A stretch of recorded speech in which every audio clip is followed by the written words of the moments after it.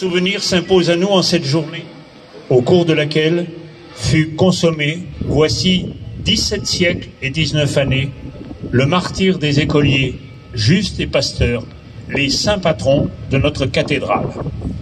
À Rome, on commémore ce même jour le martyre du pape Sixte, l'ami du grand Saint-Laurent. La tradition romaine, perpétuée à Narbonne, établit au cours de cette journée la bénédiction des nouveaux raisins gonflés d'eau et dont la couleur peu à peu rougit et s'empourpre. Dans le ciel, on distingue l'effet du 5e signe zodiacal, celui du lion, au cœur de la saison d'été. Sous ces signes de feu, la plus noble des végétations va s'épanouir et mûrir.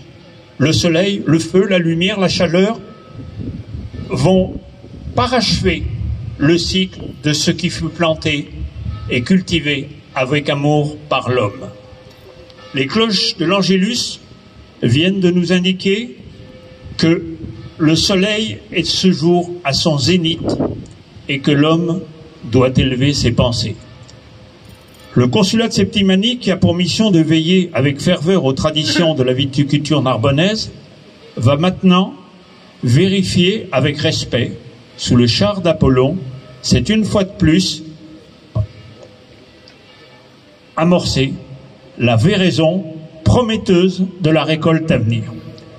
L'eau peut-elle se changer en vin? Le contenu des amphores va nous l'indiquer, car comme disait le grand poète Horace, l'amphore rapproche l'homme des dieux. Les consuls vont donc aller maintenant puiser l'eau.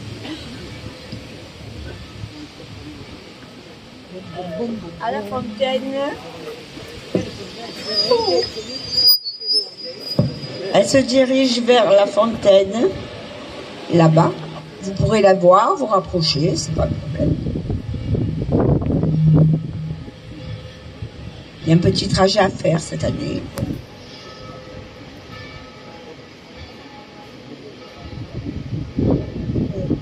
Vous voyez, dans la forêt, une première fois.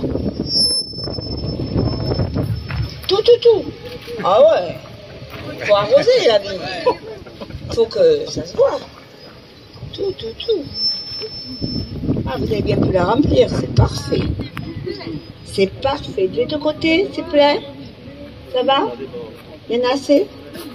Bien, ben voilà, l'eau, vous l'avez vu. Et maintenant, la magie va s'opérer. Monsieur de Barry. Deuxième coup.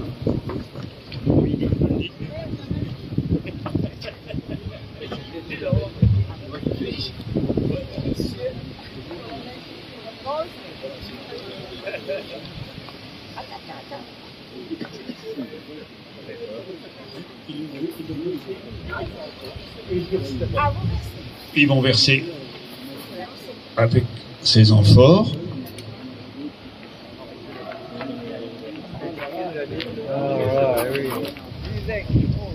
Oui, le soleil a une fois encore apporté son aide divine à la nature. Oui, le travail agreste de l'homme a été complété par le ciel. Oui, l'homme constate aujourd'hui une métamorphose qui fera de notre vin un liquide de la terre et du ciel.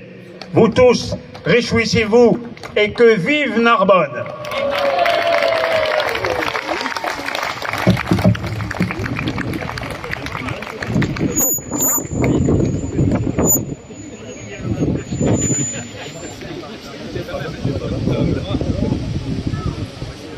Voilà, la cérémonie va maintenant se poursuivre par un chapitre exceptionnel de la véraison tenu par le consulat de Septimanie que vous voyez en grande tenue.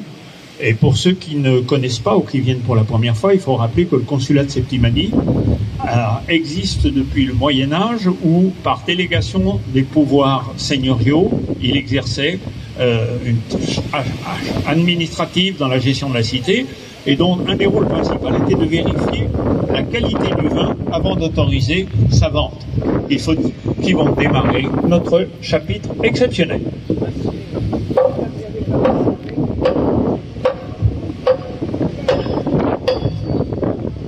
Voilà, ce chapitre est ouvert.